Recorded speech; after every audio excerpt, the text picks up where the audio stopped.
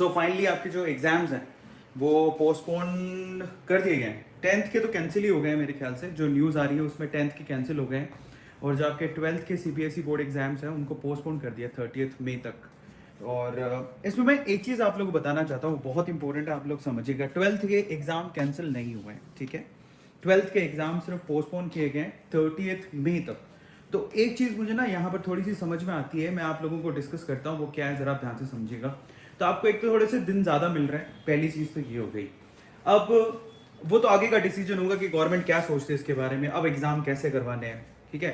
लेकिन मान लो इन that case पिछली बार की तरह हो गया, 2020 के जैसा हो गया, अगर पिछली बार के जैसा 2020 में जैसा हुआ था, तो मैंने जहां तक पढ़ा है और सुना है, पिछली बार कैसे डिसाइड किया गया था, मतलब शायद 10th का या 12th का ऐसा हुआ था कि पहला एग्जाम हुआ था, उसके बाद एग्जाम कैंसिल हो गया था। शायद 10th का था या 12th का था, एग्जैक्टली मुझे आइडिया नहीं, बट जैसे ही पहला एग्जाम और उसके बाद बाकी एग्जाम कैंसिल हो गए थे, तो जो फर्स्ट एग्जाम हुआ था ना, उसी के बिहाफ पे बाकी एग्जाम्स के नंबर मिल गए थे, अगर आपको पता हो तो, बाय द वे, या 10th का था या 12th का था, ठीक है।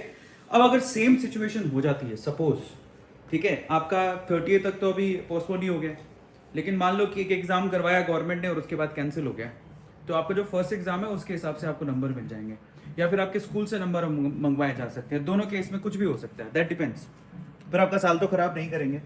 तो इन दैट केस मैं आप लोगों से कहूंगा, जो आपको एक्स्ट्रा दिन मिल रहा है ना, जो एक्स्ट्रा टाइम मिल रहा है, उसमें बैठ के अपने फर्स्ट एग्जाम की अच्छे से तैयारी कर लेना। आपका पहला एग्जाम कौन सा है, can you please tell me, आपका पहला एग्जाम कौन सा है? मेरे ख्याल से आपका पहला एग्जाम इंग्लिश का है, मे बी, या फिजिकल एजुकेशन है, कोई भी है ना। हाँ, 10th एग्जाम तो कैंसिल हो गया, 10th एग्जाम कैंसिल हो गया, 12th एग्जाम पोस्टपोन हुआ है 30 मई तक, जो न्यूज अभी तक आ रही है। लेकिन मैं आप लोगों को एक बहुत इंपॉर्टेंट चीज बताने जा रहा हूं, उसको आप लोगों को समझना है। अगर आप लोग वाकई में थोड़े समझदारी दिखाना चाहते हो, तो पोस्टपोन की न्यूज आ गई है, वो सबने दे दी होगी, लेकिन उसके अलावा अब हमारी स्ट्रेटेजी क्या होनी चाहिए, try to understand. So in that case English ना, है ना, फर्स्ट एग्जाम इंग्लिश का है, फिजिक्स का नहीं हो सकता पहला एग्जाम।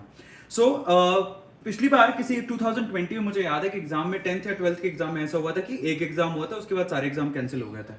तो हुआ कुछ यूं था कि जो बाकी एग्जाम थे उनके मार्क्स कैसे दिए गए थे, जो पहले एग्जाम हुआ उसके रिस्पेक्ट में मार्क्स दे दिए गए थे, अगर आपको पता हो तो, है ना।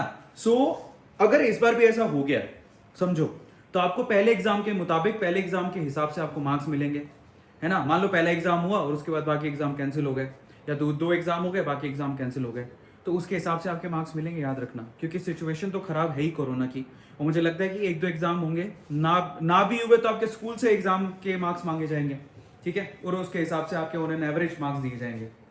और हो गया तो पहला एग्जाम हुआ, मान लो उसके बाद एग्जाम कैंसिल हो गया, तो फिर पहले की तरह किया जाएगा कि जो आपका फर्स्ट एग्जाम हुआ है उसके मुताबिक आप लोगों को एग्जाम के मार्क्स दिए जाएंगे। तो इन दैट के जो पहला एग्जाम है आपका, शायद इंग्लिश का एग्जाम है, तो मैं आप लोगों से रिक्वेस्ट करूंगा कि उसकी तैयारी अच्छे से कर लेना। आ रहा है आपको समझ में? बहुत इंपॉर्टेंट है, एग्जाम की तैयारी अच्छे से कर लेना, जो पहला एग्जाम है आपका, ठीक है। बाय द वे, आप में से एक बार मुझे बताओ कि कौन कौन इस डिसीजन से खुश है। I just want to no.